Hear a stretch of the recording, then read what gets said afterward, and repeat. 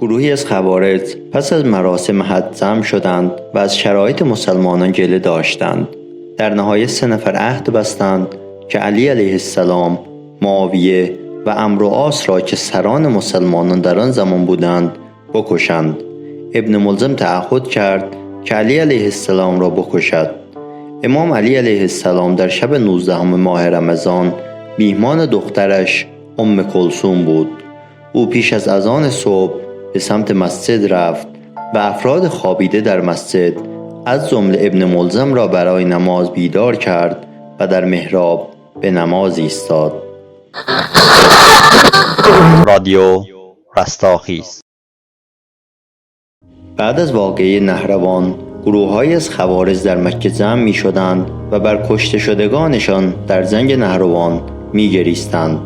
هر روز اجتماعی را برپا می کردند و بر اعمال ننگین گذشته خود اظهار ندامت و نگرانی می کردند. لذا در طی جلساتی تصمیم نهایی را اتخاذ نمودند. آنها مصمم شدند که 3 نفر را به قتل برسانند که عبارتند از حضرت امیر علیه السلام، معاویه و عمرو بن عاص، که اگر این 3 نفر کشته شوند جامعه روی آرامش را به خود خواهد دید. اما چه کسانی باید این طرح ترور را اجرا کنند؟ به شور نهادند که در این میان عبدالرحمن ابن ملجم مرادی اظهار نمود که من برای کشتن حضرت علی آمادگی دارم و حجاج ابن عبدالله که معروف به برک بود کشتن معاویه را که در شام حکومت می کرد به عهده خویش گرفت و شخصی دیگر به نام دادویه که معروف به عمرو بن بکر تمیمی بود ترور عمرو و عاص را قبول کرد و همگی تصمیم گرفتند که در یک شب و ساعت معینی طرح را اجرا کنند. لذا قرار شد در شب 19 ماه رمضان سال 40 هجری این کار را انجام دهند. یکدیگر را ودا کردند. ابن ملجم به سوی کوفه، برک به سمت شام و عمرو بن بکر به سوی مصر رهسپار شدند و در شب حادثه هر یک آمادگی کامل یافتند که برک در مسجد جامع شام در شب 19 قبل از طلوع فجر وارد مسجد شد تا با شمشیری که به زهر آب دیده کرده بود بر سر معاویه فرود آورد. تیر برک به خطا رفت و شمشیر بر ران معاویه اصابت کرد که معاویه بانگی برآورد و بر محراب افتاد. مردم برک را دستگیر نمودند و معاویه را به منزل وی انتقال دادند و طبیب حاذقی را آوردند. چون طبیب زخم ران را دید گفت این ضربت بر اثر شمشیر زهرآلود است و رگ نکاح را قطع نموده است. ای معاویه اگر بخواهید جراحت بهبود یابد و نسل تو منقطع نگردد باید با آهن سرخ شده موضع جراحت را داغ نماییم و اگر از داشتن فرزند بیشتر چشم می‌پوشی با نوشیدن شراب میتوان تو را معالجه کرد. معاویه گفت مرا تاب و تحمل داغ شدن به وسیله آهن گداخته نیست، لذا من 2 فرزند به اسم یزید و عبدالله دارم که مرا بس است. پس طبیب تصمیم گرفت که زخم ران معاویه را با نوشاندن شراب عقاقیر به او مداوا نماید. طبیب توانست با روش‌های خود او را از مرگ نجات دهد. پس معاویه برش را حاضر کرد و امر کرد تا سرش را از تنش جدا کنند. برک گفت مرا امان دهید تا شما را بشارتی دهم، چرا که رفیقم برای قتل علی به کوفه رفته است. حال صبر کنید تا نتیجه آن معلوم گردد و اگر او موفق به کشتن علی نشد من خود به سراغ او میروم تا او را به قتل برسانم. اکنون مرا محبوس کن تا امر برای تو مشخص شود. معاویه صبر کرد تا خبر شهادت حضرت را شنید و با شکرانه قتل آن سرور مظلومان عالم برک را آزاد کرد. اما در مصر عمرو بن بکر چون داخل مصر شد صبر کرد تا شب 19 ماه رمضان فرا رسد و در شب 19 به مسجد جامع رفت و در انتظار عمرو و عاص نشست. از قضا در آن شب عمرو و عاص را گلنزی عارض شد و نتوانست بر نماز صبح به مسجد بیاید. پس قاضی مصر که خارزة ابن ابی حبیبه نام داشت از نیابت عمرو و عاص به مسجد آمد تا نماز صبح را ادا کند. از آنجایی که عمرو بن بکر او را نمی شناخت شمشیر را بر سر خارزه فرود آورد و او را به خون خود غوطه‌ور ساخت و مردم او را دستگیر کردند. عمرو و عاص به عیادت خارزه رفت و او که هنوز نیمه‌جانی در وی باقی بود و عمرو و عاص گفت همانا این مرد اراده قتل تو را داشت. عمرو گفت لکن خداوند اراده خارزه را نمود.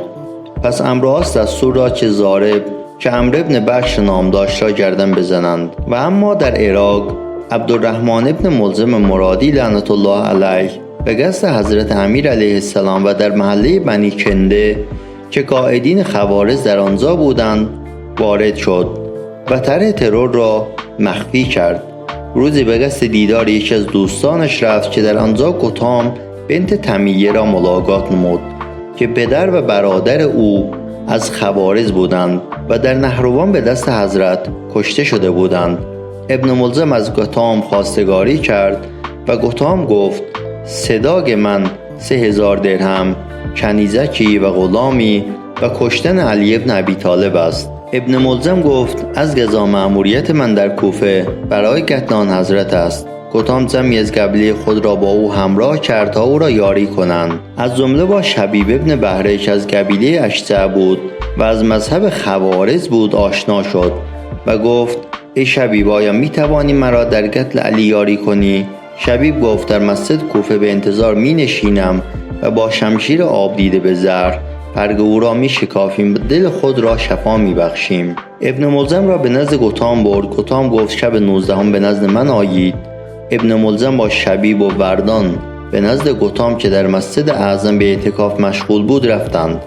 گتام ملعون بافته‌هایی از حریر برداشت بر سینه آنان بست و شمشیرهایی را به زهر آب دیده در زیر آن پنهان کرد. آن 3 نفر وارد مسجد شدند و با اشعث ابن قیس کندی ملاقات کردند. اشعث ابن قیس کندی رئیس قبیله کنده و سرداران حضرت علی بود. اشعث به آرامی به ابن ملزم گفت که شتاب کنید تا دیر نشود.